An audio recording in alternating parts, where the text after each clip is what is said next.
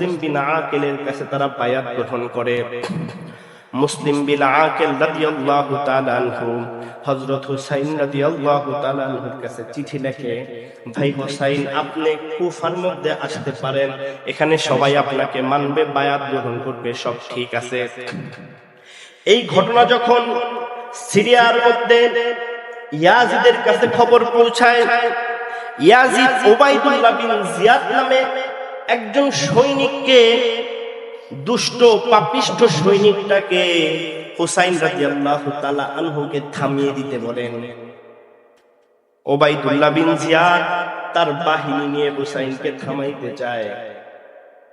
যখন মুসলিম বিন আকিল শুনতে পারে উবাইদুল্লাহ বিন জিয়াদ ইয়াজিদের নেতৃত্বে, ইয়াজিদের হুকুমে বিশাল এক সৈন্যবাহিনী নিয়ে আসছে, তখন মুসলিম বিন আকিল বড় সাহসী বীর সেনা ছিল।